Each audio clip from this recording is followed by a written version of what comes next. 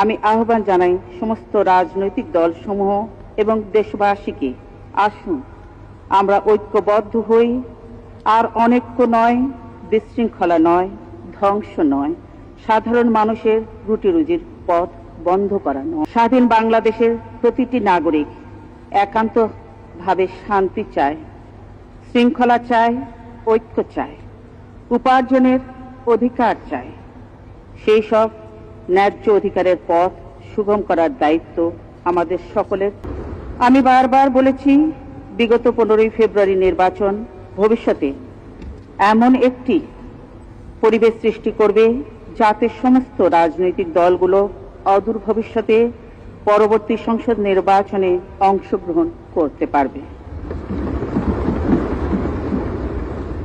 আমি বলেছিলাম, এই সংসদ ন্যূনতম সময়ে নির্দলীয় সরকার প্রবর্তনের জন্য সংবিধান সংশোধন। আইনের বেড়াজালে আইন ও আদালতের উপর প্রভাব খাটিয়ে শেষ পর্যন্ত সত্যকে দমিয়ে রাখতে ব্যর্থ হয় ষড়যন্ত্রকারীরা।